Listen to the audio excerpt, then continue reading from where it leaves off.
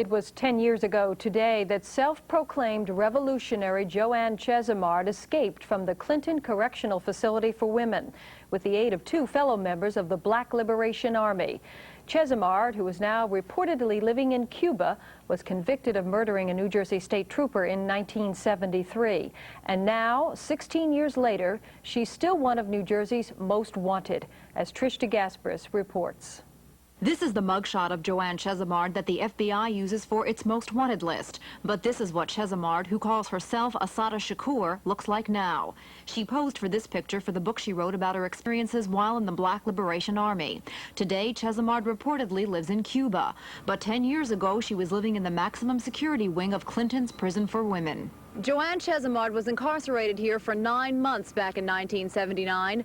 Those who knew her then say she was a model prisoner.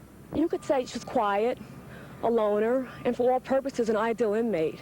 Never caused a problem. 10 years ago, the facility didn't look like this. There were no fences, no barbed wire, and visitors didn't have to go through metal detectors. At 2:30 in the afternoon 10 years ago, Chesmard received visitors with automatic weapons that went unnoticed. One male came and he registered to visit. He was escorted up by one of the officers. Shortly thereafter, 2 other males showed up. With their weapons pointed at guards, the men escorted Chesmard out. They even took 2 guards hostage for a brief time, but let them go. No shots were fired. Joann Chesmard didn't escape. She was rescued. We were successful in apprehending the people who cracked her out of that jail, and they themselves are currently in jail. In a turnpike shootout in 1973, Chesmard and an associate gunned down one state trooper and wounded another.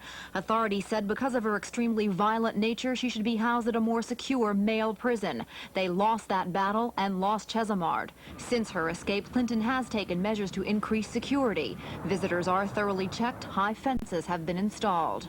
I feel quite comfortable in saying that we can maintain any and all women that are assigned to this institution.